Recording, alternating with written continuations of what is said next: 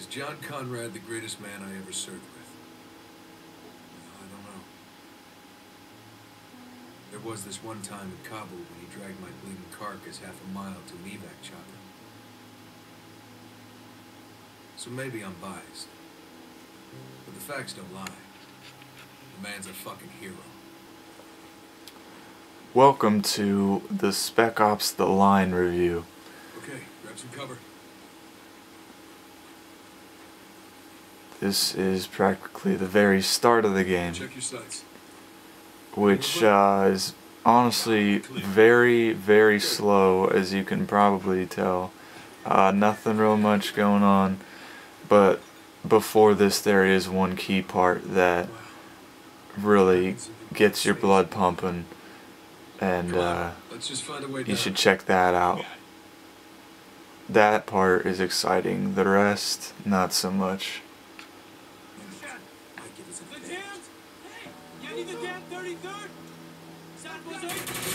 Now, the gunplay in the game is nowhere near realistic, but it's a whole lot of fun, I'll give you that.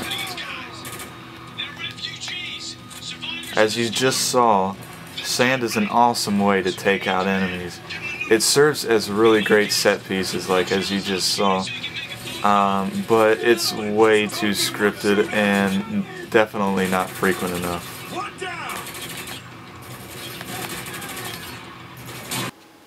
As you might be able to see on Captain Walker's face, he's retained some damage throughout the story. You can see there's a gash in his head, a couple of scuff marks, a couple of scratches on his neck, and this wasn't there to begin with. This all happens in cutscenes, and it gets progressively worse as the story goes on. The lighting in this game is really stunning. Like, all the settings look pretty fantastic for what they're supposed to portray. But as far as character detail goes, it's really nothing special in that department. It honestly looks very outdated as far as the character models go, and when you get up close, details just don't have the shine that you would expect them to. Now, when I first started the game, with the slow start and all of that, I wasn't expecting it to be disturbing, but I was proven wrong with a kick to the chest. This is just a sample of what the game has in store for you. That is just a sample.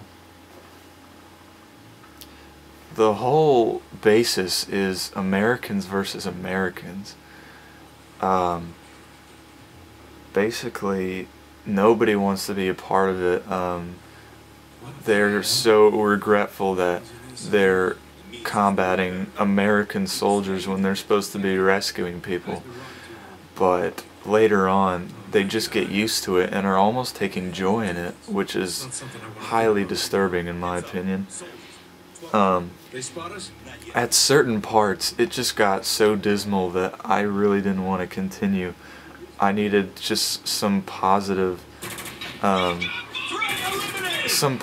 actions to make up for all of the negative that had happened. But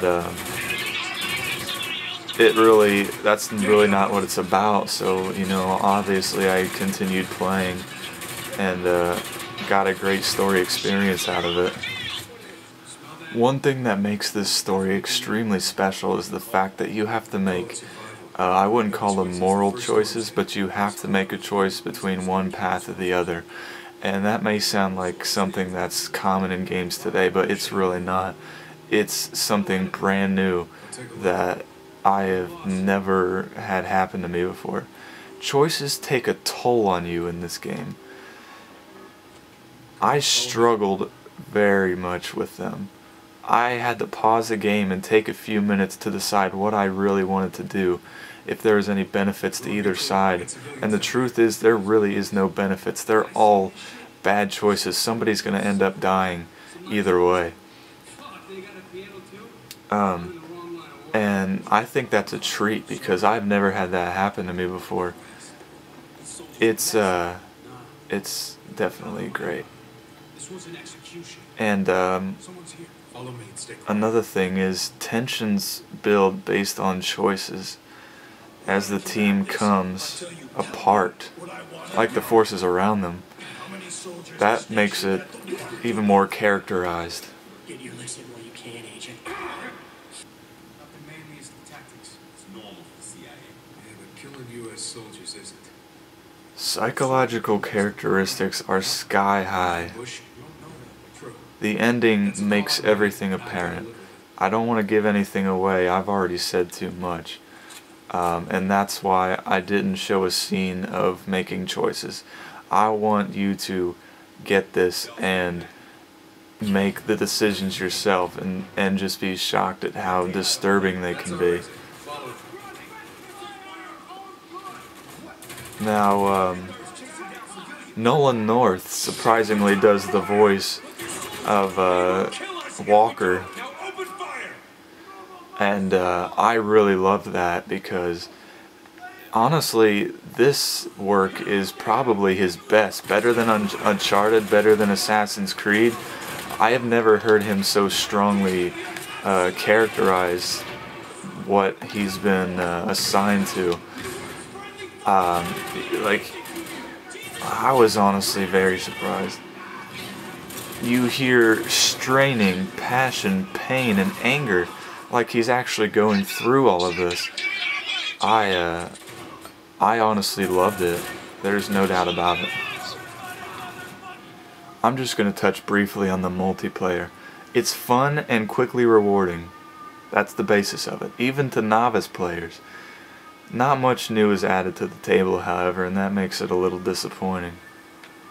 Verdict on Spec Ops: The Line is it's a rich and rewarding storyline, though not very long. It's only like 5 or 6 hours, kind of disappointing, but I loved that it was like a movie almost. It was very well written, and you'll definitely get something out of the story. It'll keep you thinking when it's finished.